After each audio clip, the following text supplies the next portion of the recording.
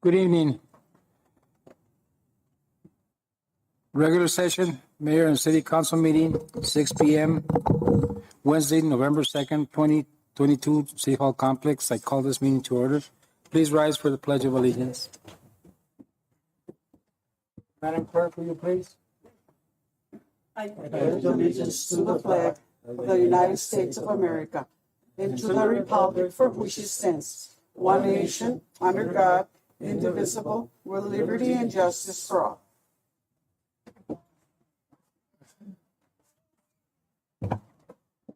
Number 3, call to the public, I believe, Chief, the Police Department, will you please?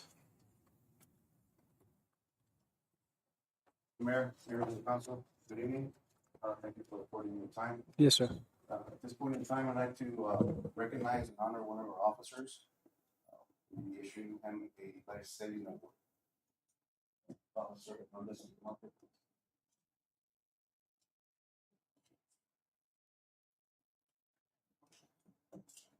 Give him a letter and then plus, I'm sorry. He's gonna get this medal. Life-saving award.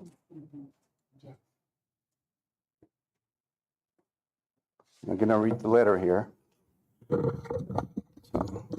Life-saving award to Officer Fernando Hernandez from Roy Bermudez, Chief of Police, November 2nd, 2022.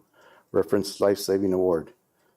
On Sunday, July 3rd, 2022, at approximately 20:48 hours, Officer Hernandez responded to 639 North Grand Avenue, the Quality Inn Americana Hotel, in reference to a 14-year-old drowning victim.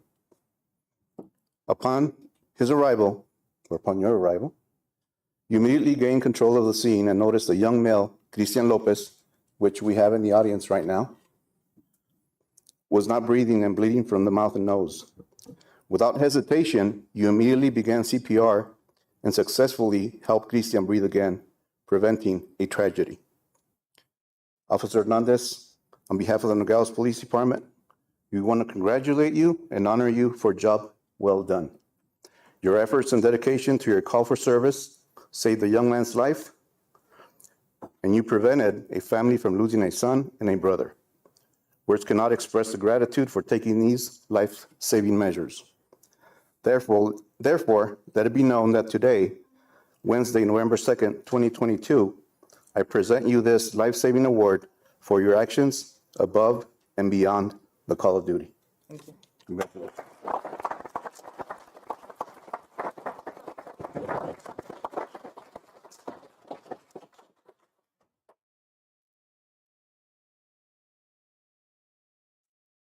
Mrs. Lopez or Cristian, would you want to say a couple of words?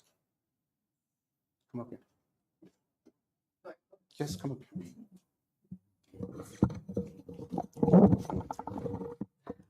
Hello, I just want to say that we're so grateful. My family is very grateful for his quick response. It was a matter of seconds.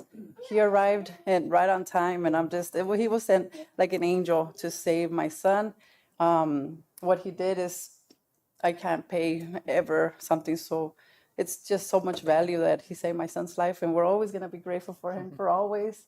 And he was an angel sent from God that rescued my son, and he's alive here today.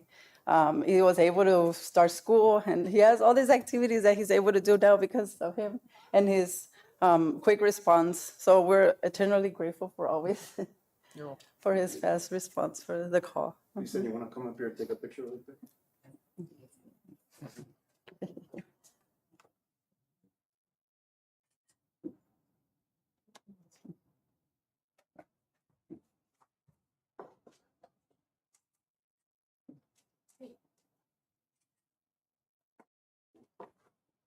Thank you.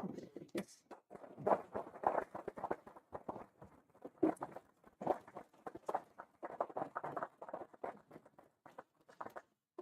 Thank you, Mr. Mayor. Thank you. Thank you. Congratulations.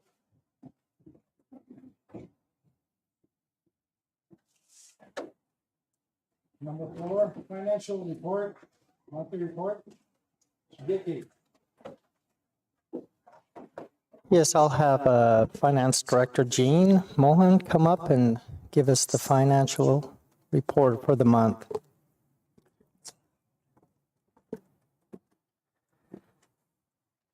Good evening, Mayor and members of the council.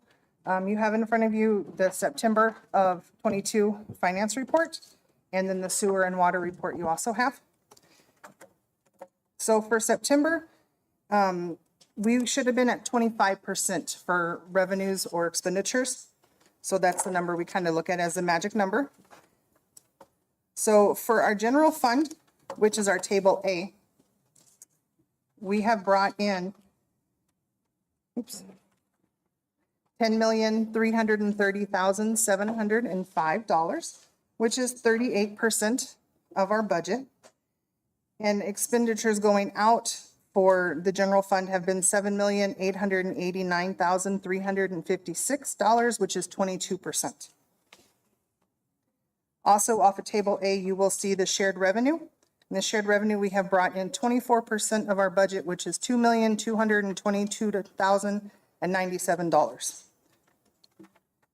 If you move on to table B, for the month of September, we brought in, it's supposed to be $798,638. But we are still low $27,103. So that number is correct on your report. I typed in the wrong number up above. I apologize. It's $798,638. For table C, that is our breakdown of the departments in the general fund. We still have a few that are over. A lot of those were the capital or the contracts, the annual contracts, all spent at the beginning of the year. If you move on to table D, it is our HERF fund. We have brought in $597,036, which is 22%. And for the overweight, we have brought in $98,728, which is 39%. And for the expenditures for HERF, it's $1,361,411, which is 26%. And we have paid out for overweight $252,391, which is 13%. For the sewer fund, which is table E, we have collected $304,118, which is 8%. And we have expended out $606,979, which is 27%. You will see on that one, there's a note under the revenue. As to why it is so low, it's because we had to do the adjustment of the Rio Rico water to give them that full credit that had been approved by the council. So that's why it looks like our revenue is much lower. Table F is our water fund.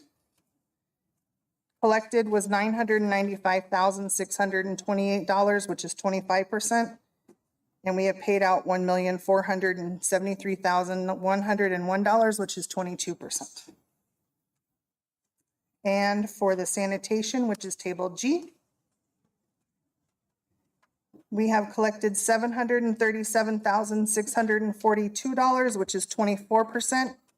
And we have expended out $808,779, which is 25%. Are there any questions on that part of the report? Okay. On the sewer and water, we currently have 6,158 active utility accounts.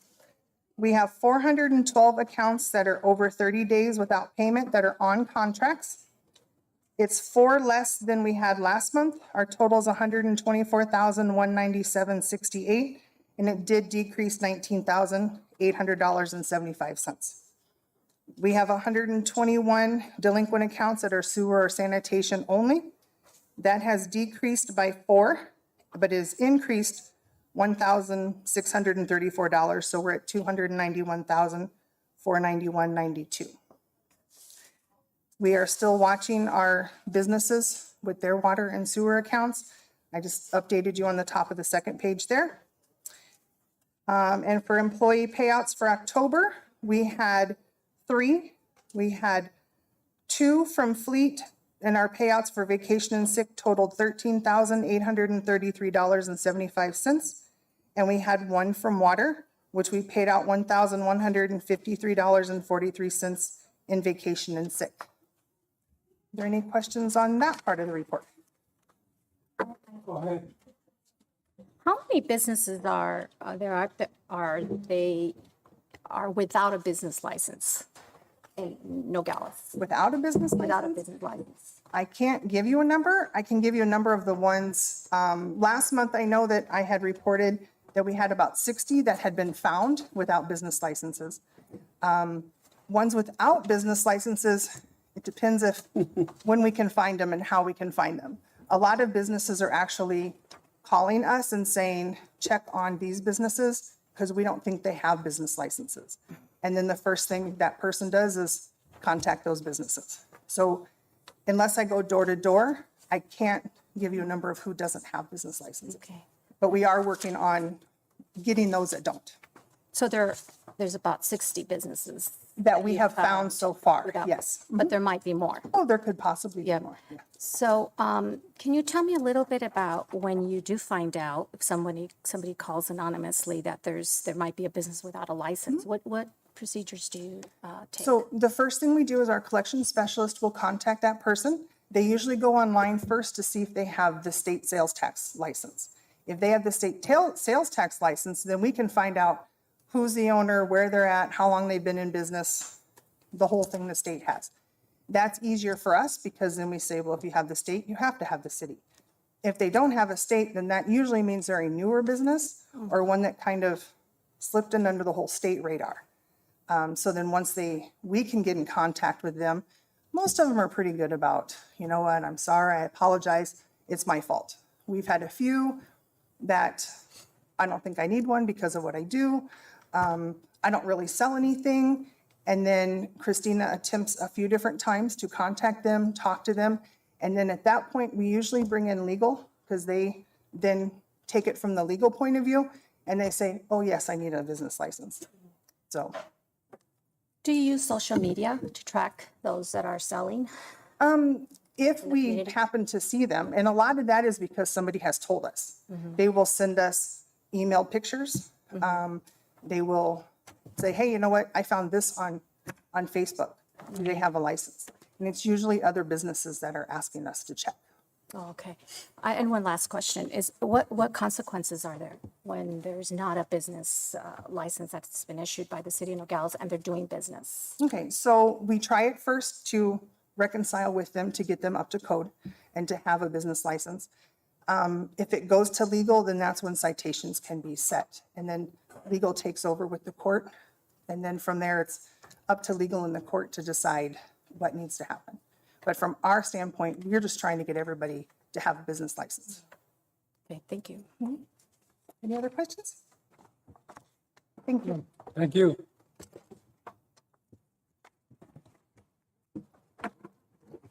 Mr. Dickey, fuel report? Yes, Mayor, Council. Looking at the fuel report for the month of September, it looks like we're pretty consistent from a year ago. The one thing that has changed quite a bit is the cost of fuel has gone down just a little bit from July. July, we were paying roughly $4.55 a gallon. We're currently paying $2.75 a gallon. A year ago, we were paying $2.49 a gallon. The one thing I do notice is we're pretty consistent with the gallons used, so we need to work a little bit harder and trying to bring that down. We were doing pretty good, but this month we're pretty consistent with a year ago. So that's one thing we can do a little bit better, is try to watch those miles, department heads. That's all I got, unless you have any questions for me regarding the fuel. Go ahead. Mr. Dickey, where does the fuel come from? Because I know that Tucson's paying a little bit higher gas than Nogales. Do we get the same vendor from the private sector? I'm not sure exactly where our fuel comes from. I don't know if maybe John Kissinger might know where that. I'm sure he's been here a little bit longer. So we buy our fuel wholesale, and then we buy it on market. So we lock in a price for a certain amount of time, and that's the price that we pay on it. So I think there's 3 different vendors, and I think they price out the 3 different vendors, and then they purchase the fuel. Thank you. Thank you, John. Okay, thank you very much, Mr. Dickey. Number 6, presentation A, update on 115 Investment Trust. Mr. Dickey?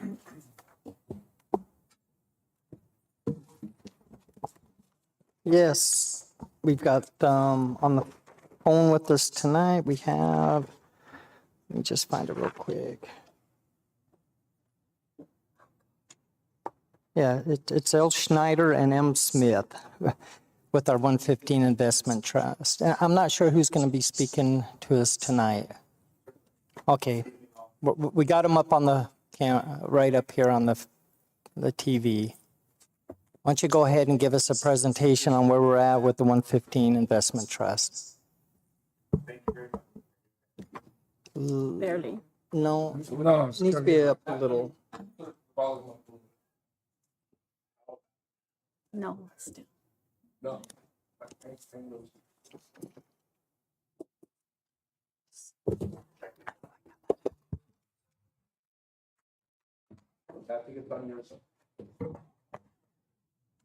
I think it's on your side, Matt.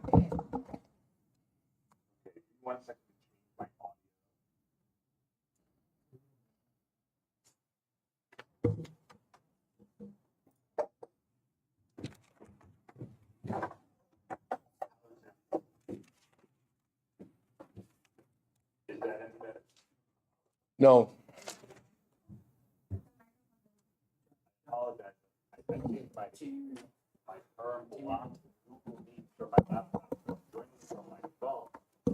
I'm going to turn off my video and put the speaker closer to my mouth. Is this any better? Much better. You're ready to go. All right. So if you all have the report from TFM up on your screen, or in front of you, hard copy, whatever the case may be. Hard copy. Hard copy, Matt. Great, thank you. So what I'm going to do here is cover about 5 minutes of an economic overview, just keeping you all up to date on what's happened so far this year, focusing on the quarter as well, because this is a quarterly investment report. And then I'll take about 5 minutes to specifically cover the performance of your portfolio. So I'll direct you to page 1.1 of the report, which would be the 3rd page. And what you'll see here is a quarterly market summary that characterizes the entire investable universe, that characterizes what's happened so far this year, both from a quarter, year, and even further back. And what you'll see here is that it's been a dismal year pretty much across all asset classes. Starting at the top, the domestic equity markets were down about 5% for the quarter. We look at that Russell 3000 index as the most comprehensive index for the U.S. stock market. It's down about 4.5% for the quarter, roughly 25% for the year. So it's been a really tough market in the equity markets. And I'm just going to kind of cover what the performance is so far, and then I'll explain why that is with the slide just after this. And so moving down to international equities, we look at that MSCI AC World ex-USA Net Index. That is the best gauge of the international equity stock market outside of the U.S. And that's down even worse than the domestic equity market. And this is largely because of unique impacts of the Russia-Ukraine war that are impacting the fuel supply in the EU, but really all of Europe and in even Asia. And so as you see, you have to go out pretty far to see positive performance, all the way out to 3 years or really 7 years. And that's been characteristic of the development of the international market over the past few years. It's been a much tougher ride than in the domestic equity markets. And you'll see later on, we are underweight international equities for that exact reason. Moving down a little bit further, we include a real estate investment trust, what we call a REIT. We include 2 indexes there because you do have some exposure to real estate in your portfolio. Now, this is an opportunistic exposure. This is not something we intend to have your portfolio exposed to on the long term, but we found that these valuations and the market movements were attractive for this investment a few months ago, and so that's why you have exposure to it, albeit very small. Below that is the commodities index. That's really been the one place you could hide so far this year. As you'll see, down about 13.5 year to date, or sorry, excuse me, up about 13.5 year to date, relative to everywhere else that is extremely negative. And lastly, fixed income. This is the most surprising number on the page. We look at the Bloomberg US aggregate to characterize the entire fixed income market. Down about 4.8% for the quarter, 14.5 year to date.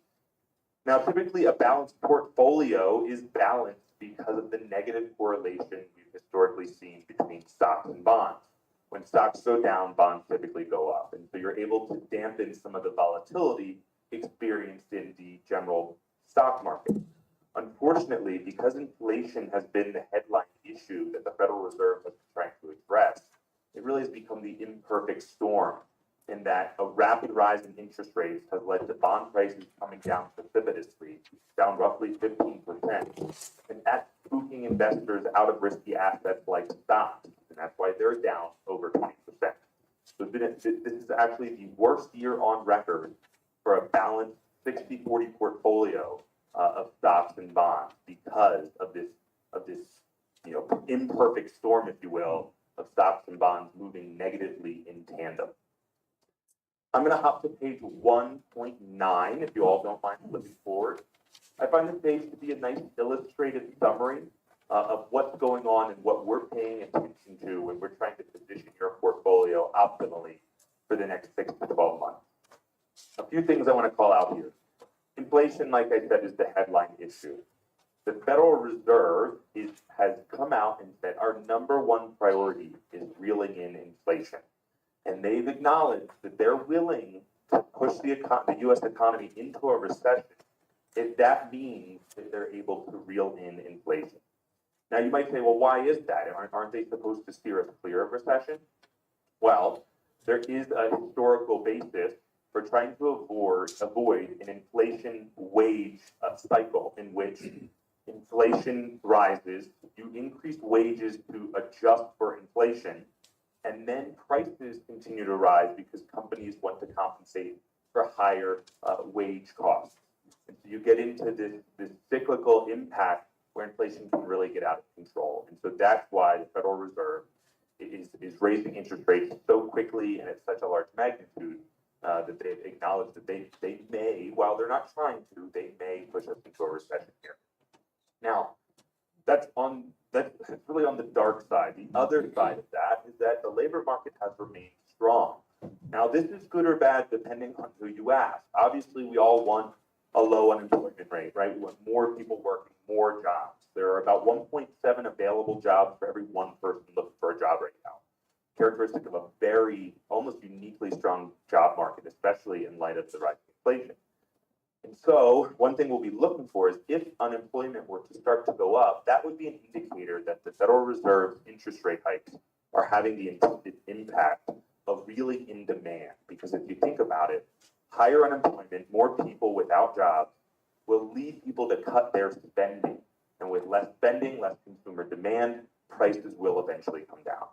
And so that's what we're looking at. We're paying a lot of attention to consumer sentiment, consumer spending, which we'll see in the center of that page, and the labor market to see if and when will the rising interest rates that the Federal Reserve has been leading actually start to have that impact on inflation.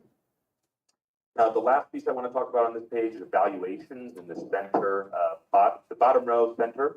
You'll see that's in the green area, one of the few areas in the green here, meaning we're slightly positive about valuations. And that's really the other side of the coin when you have such a bad year, really across all asset classes, is that when we talk about valuations, we think of our stocks or our bonds.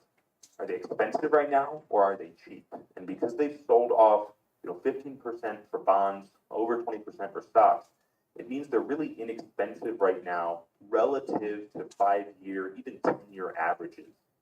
And so while it was a tough quarter for the portfolio, a tough first quarter to experience kind of long-term investing here for these funds, it is also a really attractive time to get into the market. And I'll be honest, coming in June rather than in December of last year probably saved you about 15% of the portfolio in terms of negative performance that you might have seen had you invested in December of last year. All right, I'm going to pause and see if there are any questions about the economy there, and then I'll quickly cover the performance of the portfolio starting on page 2.1. So let me pause and see if there are any questions about what's going on in the economy right now.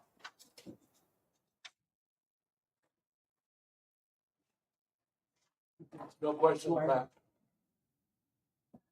Okay, moving on to page 2.1, what you'll see here is that the Section 115 trust ended the quarter September 30th at about 14.8 million, and that represents a negative return of about 7.51% for the quarter. Now, keep in mind, your portfolio was invested in mid-June, so we show the inception date of July 1st because that's the first full month of performance. And so, we're talking about a long-term portfolio here. While one quarter of performance, we definitely don't like to see negative numbers, especially relative to the benchmark. We pride ourselves in outperforming that benchmark over longer periods of time. We're talking 2 to 3 years.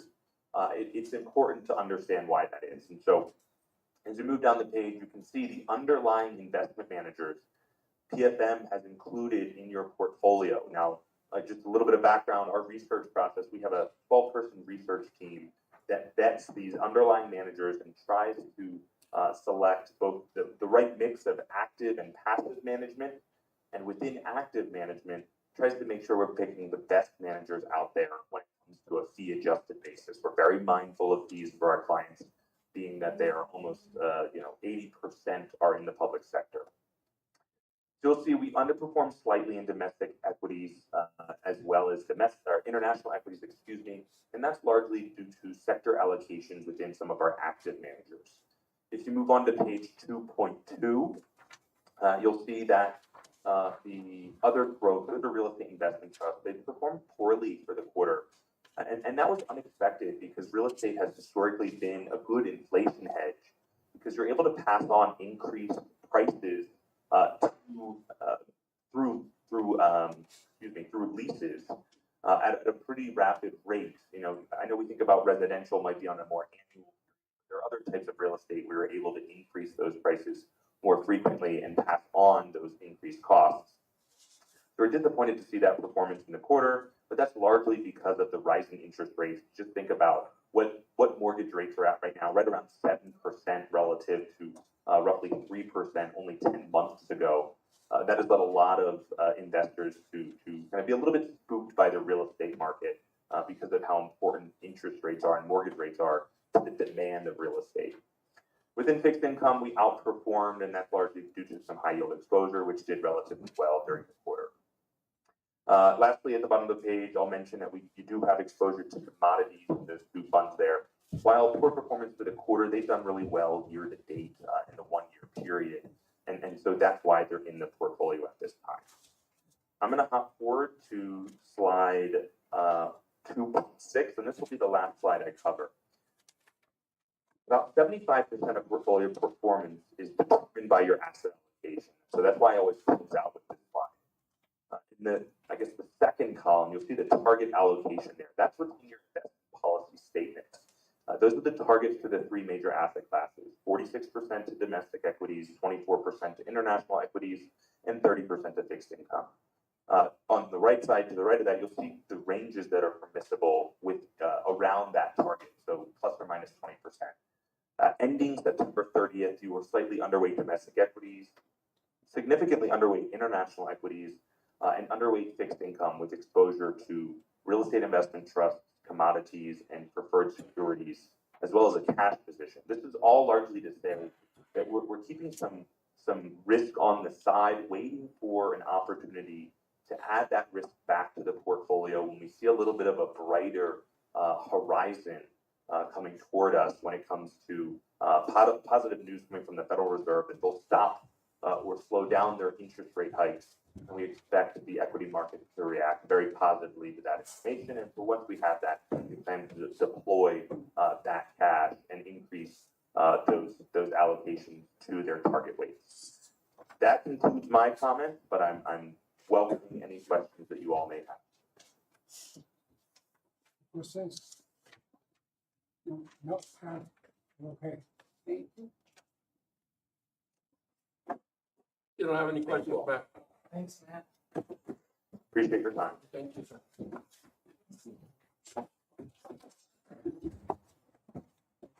Right, B, presentation skate park event. Dickey? Yes, I'll have our Parks and Rec Director, Renee, come up and give us an update.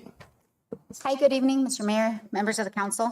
Just wanted to share with you and invite you to the event we're having this weekend at the skate park. We're trying to bring some awareness of what skating is now that it's an Olympic sport, that it take away any of that negative connotations to it. The event is this Saturday from 10 to 2. We will have live music, some contests for the kids, as well as the Tucson Skate Alliance will be down here to share skating information with the kids. And they're going to be giving some giveaways. We'll have some vendors there as well. So, did you all get a flyer? Yeah. Okay. Do you have any questions? No. Okay, thank you.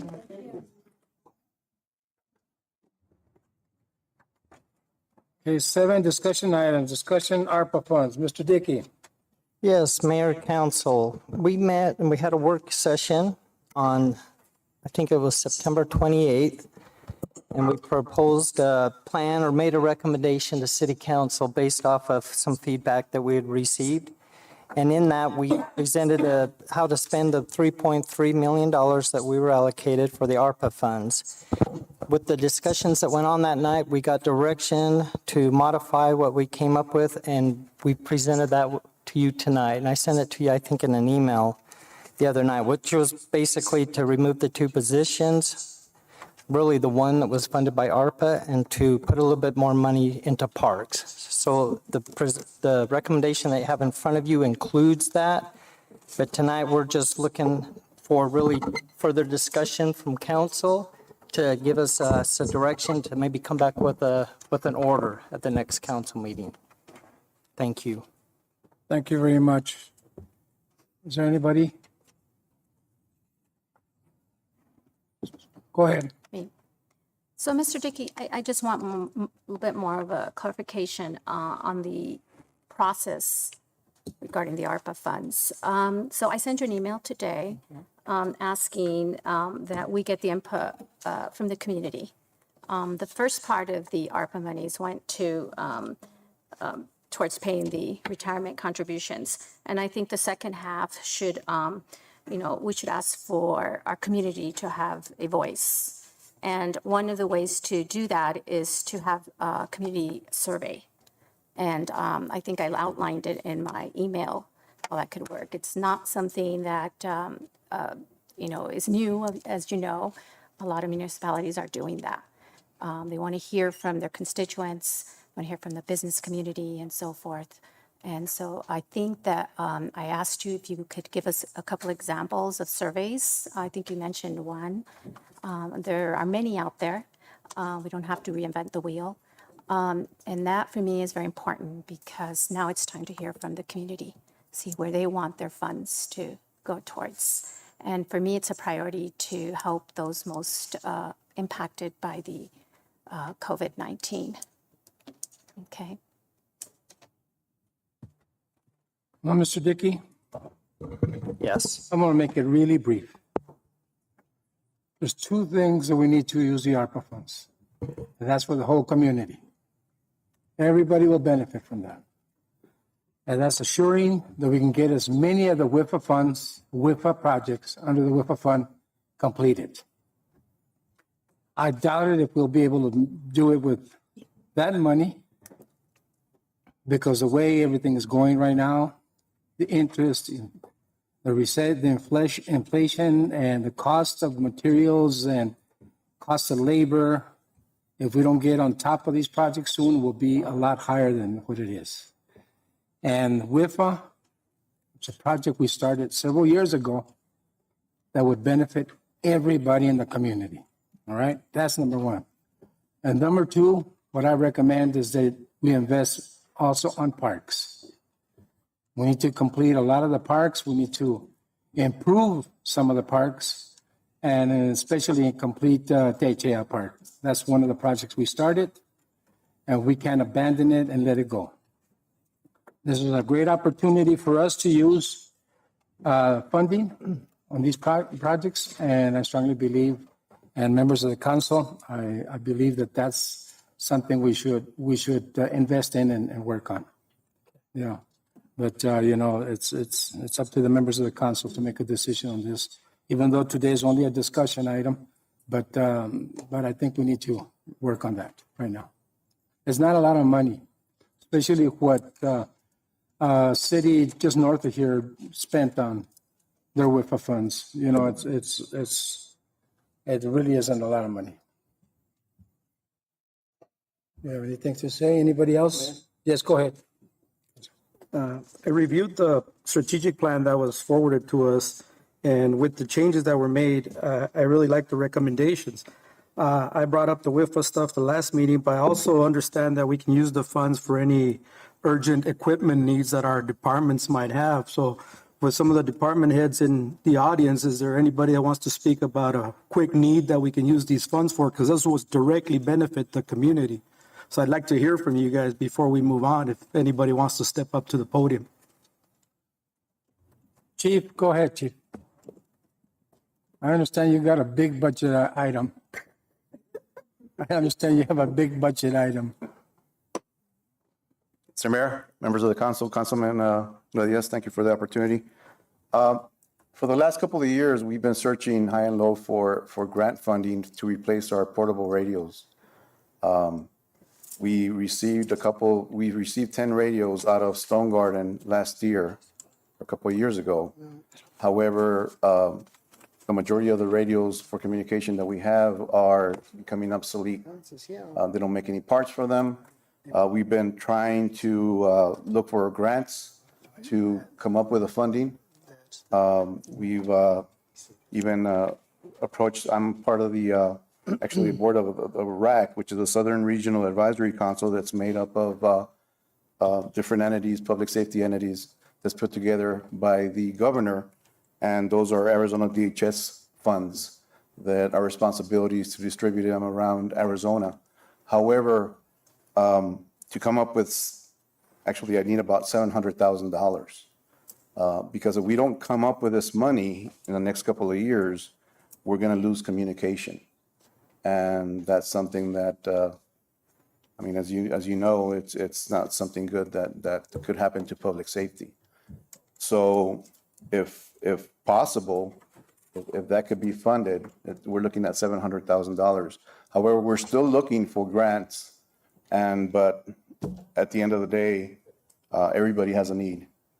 Everybody has a need, so we haven't been successful in being awarded any grants for our portable radios. Again, in a couple of years, these things are going to be obsolete. They're going to start breaking. We have a couple of old extra ones, but eventually we're going to run out, and it's going to be hopefully not tragic, but we're going to have some big trouble here. Chief, just one question. How long do they last, the radios? Or, I mean, 10 years, 5 years? You're probably about 5 years. 5 years. 5, 6 years, yes, sir. Go ahead, Councilman. Follow up on that. These radios that are wanting to be purchased, they'll come in and be a quick fix, and all our officers will be able to communicate out in the field. But regardless if we use these funds, it's a purchase that the city is going to have to make at one point in time, and probably sooner than later, right? Absolutely, yes, sir. So either we, I guess like they say, pay now or pay later. But if these funds are available and we can use these funds, that would be an opportunity to save the city some money. Again, I think this is a very important purchase that we need to make. So, I mean, again, we're still looking for funding, but we haven't been successful. Go ahead, Vice Mayor. Chief, you also have requested twice the body cameras. What is more important? I mean, if you had a choice, what would be number one? The radios or the cameras? Communication, ma'am, is a vital part of our job. So If we can't communicate, we can't respond. So, I mean, I would like to have everything, right? But if I, you know, going order of importance, communication is vital to our job, to public safety. Okay, yes, thank you. Is there anybody else? Thank you, Chief. Councilman Bonilla. I do. It's more for,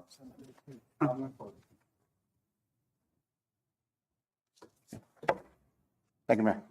Thank you, Chief. it's more of a comment for Councilwoman Montiel. I read the email that you sent to Mr. Dickey earlier.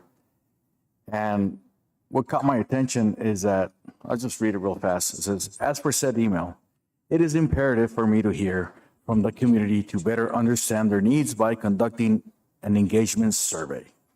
I have personally reached out to the community just like many have, and there are many needs to be met. First half of ARPA funding went towards paying the retirement contributions. The second half should be to assist our small businesses, community and family sewer water infrastructure, nonprofits to support facilities and mental health services and improve our parks and some examples. And this is what I found interesting. It says the survey should be simple yet inclusive to allow the residents to voice their opinions in a transparent and unbiased way. You are experienced in working with surveys, and many examples are available for the city to use. The survey should be online, available at the libraries, and delivered through mail. The timeline should be at least a month to allow many residents to conduct. Then a committee should be formed early next year to use as a baseline data. This is my thoughts on how to proceed on the use of communities' ARPA funds. Mayor and Council, I don't recall us ever authorizing this, unless I missed the memo at one point. Ms. Montiel, can you clarify where it says on your email, the survey should be simple yet inclusive? Are you saying that people can't understand a simple survey? Does Mr. Dickey have to dumb it down or something? How does that work?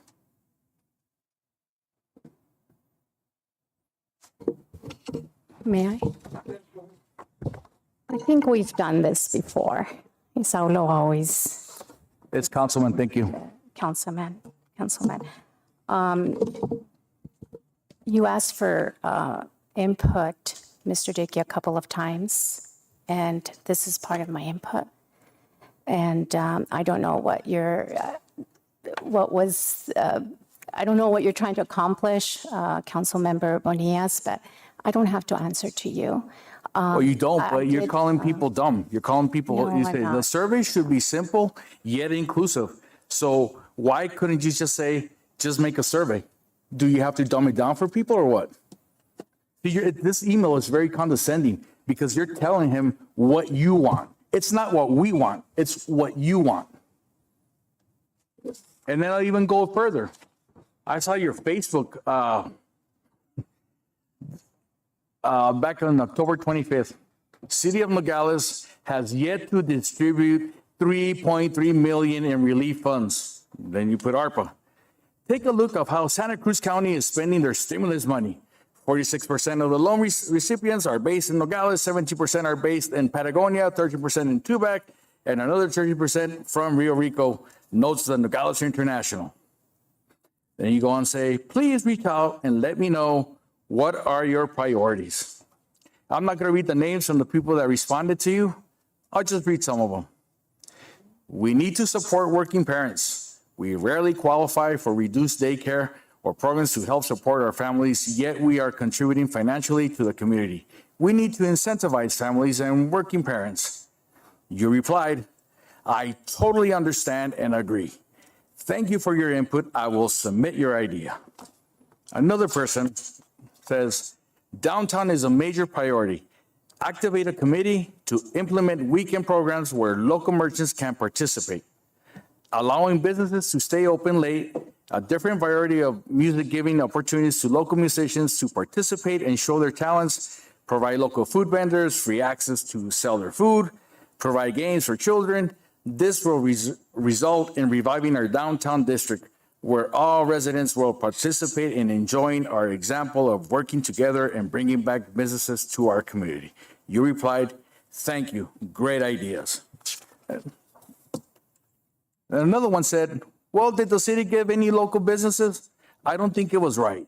Using the money to pay off retirement funds, did the mayor and city council even let businesses know this money was available? Why not use some of it to help the elderly? Maybe fix up their home. I know of some elderly people, by the way, you misspelled people, who could use the help.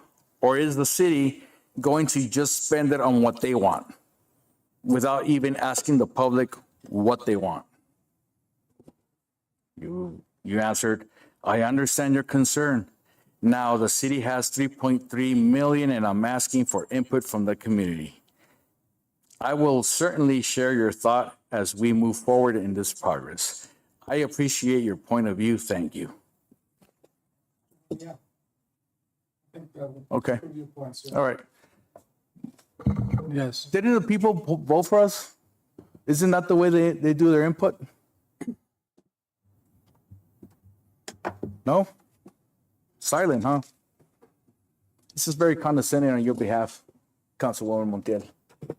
None of us approved it here. Vice Mayor, do you have something to say? Yes, I got some information from Zaguarita, the way they're spending the money, and I see here most of it goes to pavement and for sewer park lines, for the extension of Campbell Avenue, for police office premium pay, for Zaguarita Food Bank. So they're spending it very, very wisely. So that's the way I see it in the project that you're giving us today.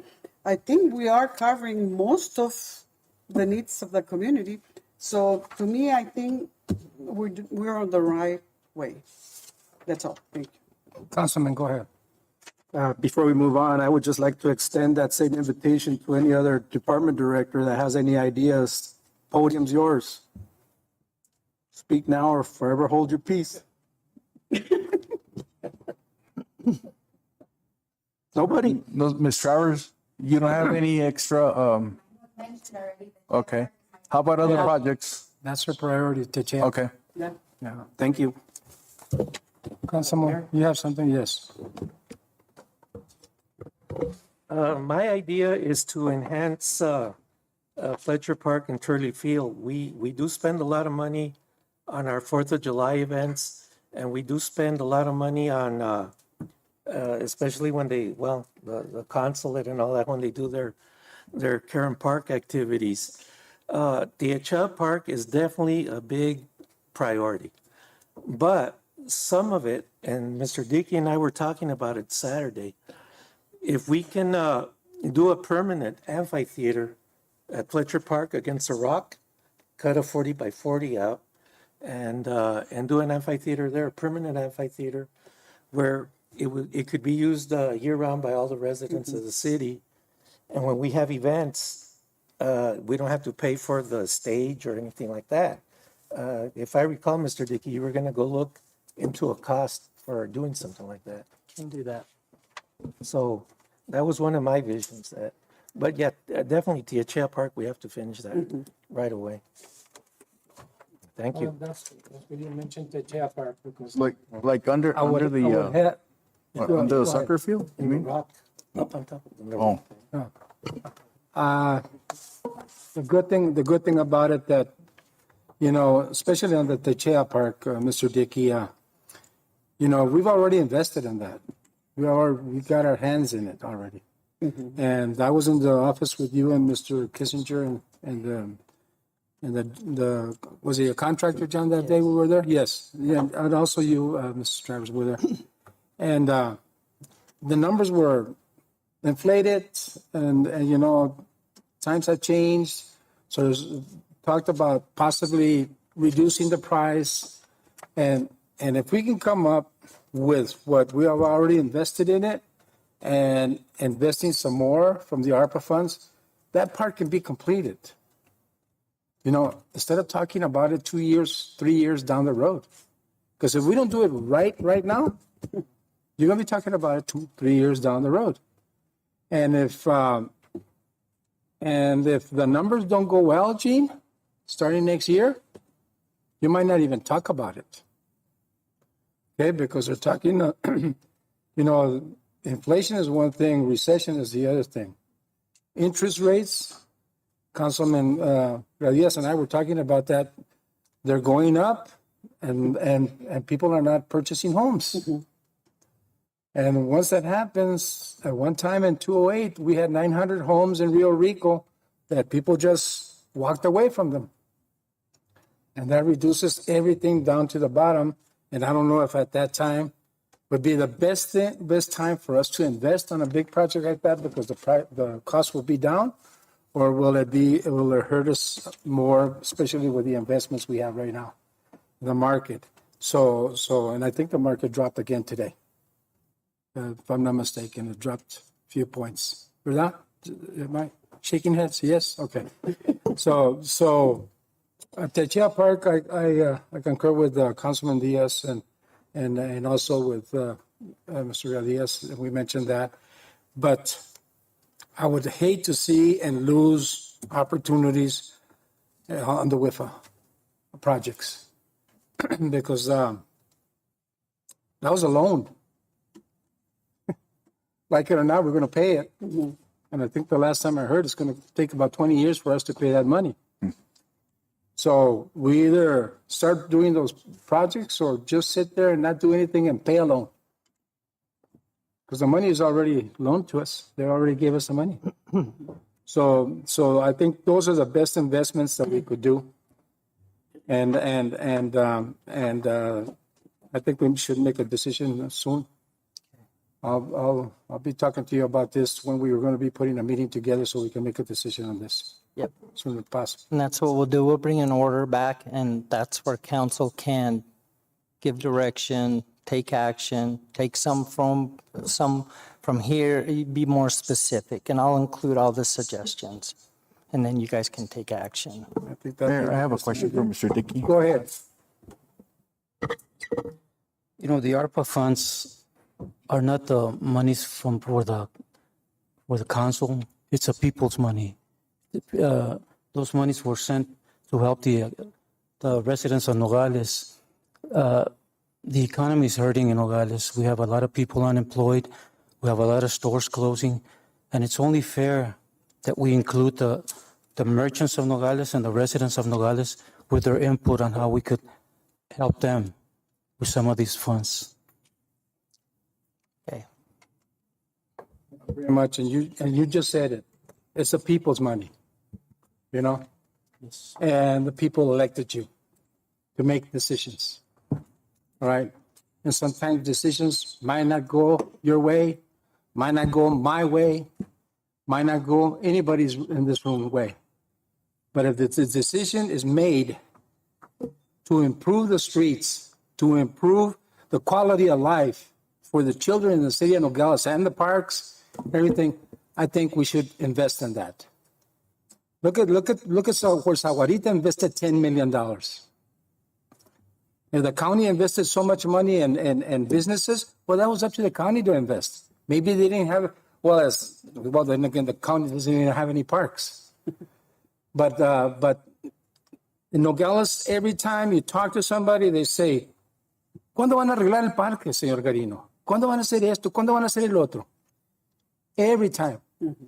Nobody tells me, you know what? I haven't paid my rent. Can you help me with that? And I'm glad the county did that. But I think the city of Nogales should invest in the city of Nogales for all the people of Nogales, not just a selected few, all the people of Nogales. And I think, and members of the council, if you support me on something like that, more power to you, because I think it'll be the best thing we ever do. One of the best decisions we can do. Like I said, WIFA is a loan, people. A loan. Nobody gave us some money. It's a loan. Why pay for something that we're not working with. Let's enhance it a little bit so we can get these projects done. Look at Royal Road. We haven't gotten even a shovel in the ground. And they're already talking, I don't know how much more money to it. You know, they're going to come over here. And what are they going to tell us, Mr. Sa? Change order? Probably. Did we get 3 change orders for today? Yeah. I'm going to tell you right now, before we get to that item, I'm going to recommend that all those 3 change orders are paid with ARPA money, Absolutely. because we cannot take money out of our contingency or something like that. And that's, you know, I think we have the opportunity right now. Luckily, we can use the money for projects like that. As other communities are doing everything with it. And the decision that the police department and that problem they're going to have within the next year or so with $700,000, that I think we should work on that. And honestly, Chief, we shouldn't go for a grant. If you need it now, let's use this money for that too, if we can work it, instead of touching our contingency. The contingency should stay in place. And I'm going to tell you that, Mr. Maldonado, you want to have a big contingency next year instead of us spending it right now. Okay? Because when I came into office, I had $3 million. And when I left the first time, I had left the city with about $7 or $8 million. I don't know what happened. But you don't want to have a contingency that drops down to under 5. And I think that's the most important thing. And I think if anybody else has anything discussion, we'll move along. All right, we'll move along.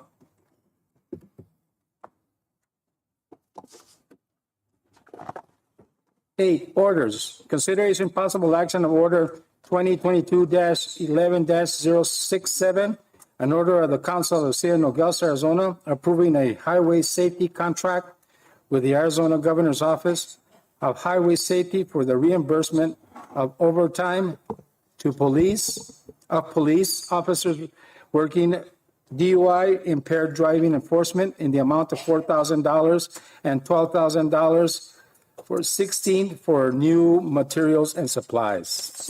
Second. Discussion.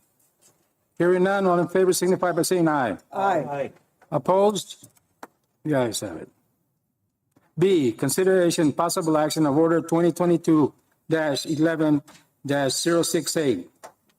An order of the Council of the City of Nogales, Arizona, approving a highway safety contract with the Governor's Office of Highway Safety for reimbursement of overtime in the amount of $4,000. So moved. Discussion. Hearing none, all in favor signify by saying aye. Aye. Aye. Opposed? The ayes have it. C, consideration possible action of order 2022-11-069. An order of the Council of the City of Nogales, Arizona, approving a highway safety, no, I read it again, sorry. Yes. Did I read it? No, that's another $4,000. Yeah, safety. Yeah. Jesus, a 4,000 cut, yeah, this child, go ahead, it's for child safety seats. So moved. Second. Okay. Discussion, I read the 4,000 and go, oh my God. All right, discussion. Is it discussion? No discussion? No. Okay, all in favor signify by saying aye. Aye. Okay. Opposed? Nobody. D, consideration possible action of order 2022-11-070. An order of the Council of the City of Nogales, Arizona, authorizing an agreement for the transfer of ownership of a 2011 Ford F-50 between Santa Cruz County Attorney's Office and City of Nogales. So moved. Second. Discussion.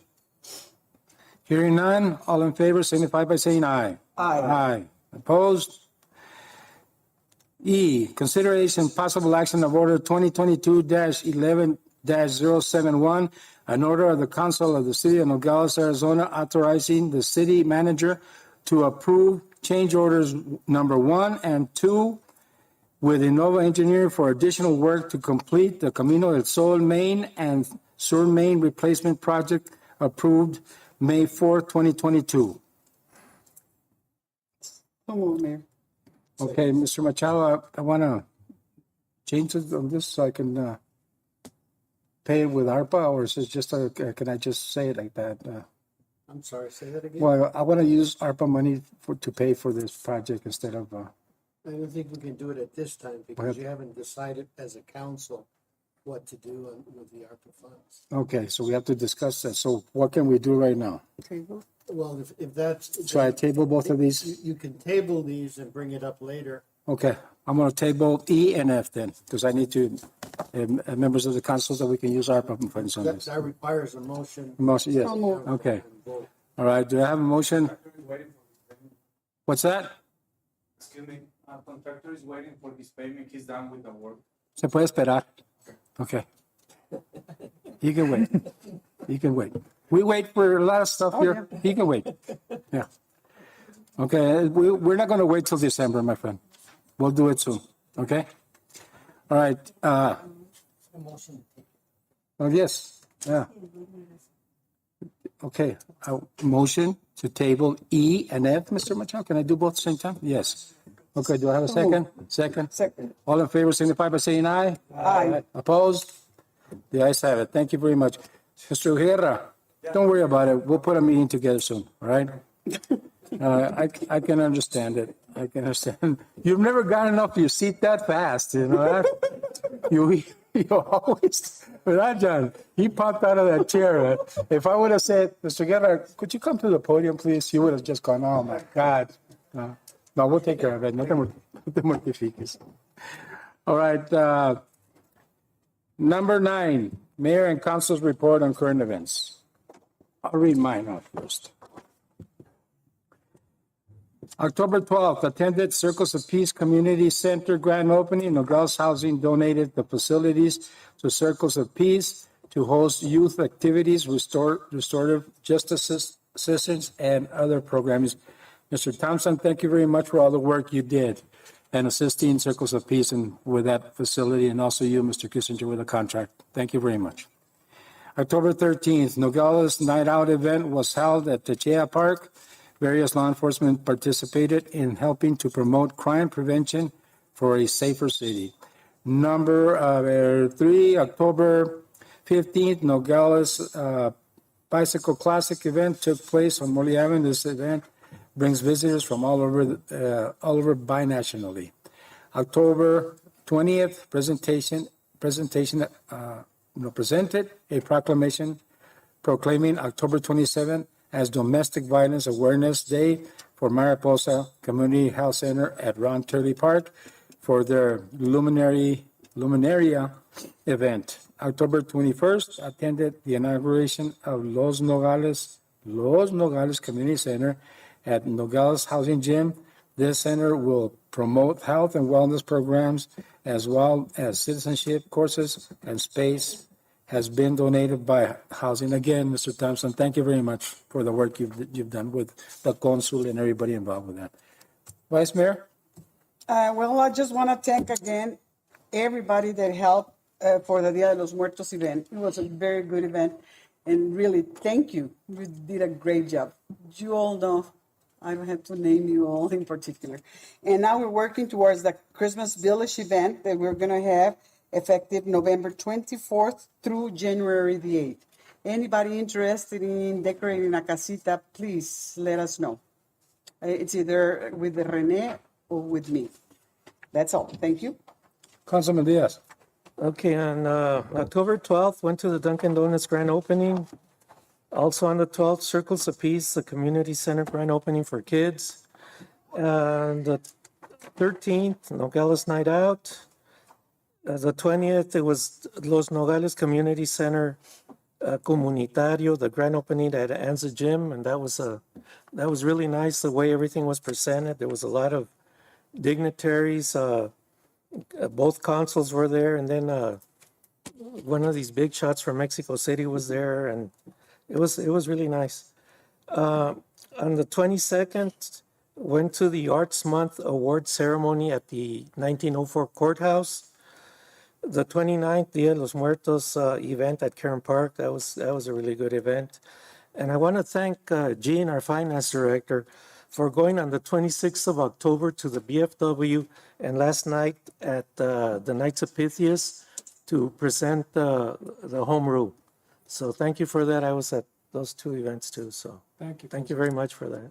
Thank you very much. Councilman Gradius. I also attended several of the events, but the highlights would be, I got to be a judge for the pumpkin jack-o'-lantern painting at the public library, along with Mr. Dickey, who was there. It was a great event, especially for the kids ages 4 through 13. There's some really good masterpieces there. I still don't know the results. They're supposed to be in the international. And I'd like to thank Renee for all her work, all the events that took part under her care. Councilman Maria. I also attended.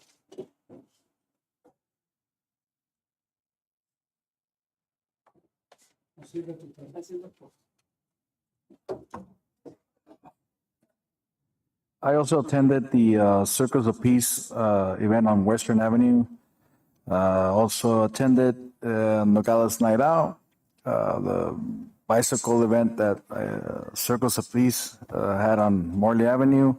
Also went to the Los Nogales Community Center. Again, Mr. Thompson, thank you very much for your work. Thank you.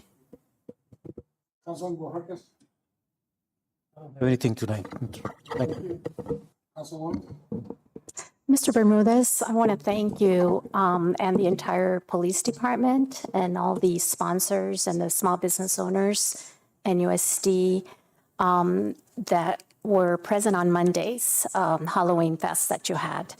I think this is the first annual one that you have done. Is that correct? Well, what a big success it was. It was nice to see the kids and the families in a safe environment. And there were so many people. You're going to have to think of a bigger place to have it next year.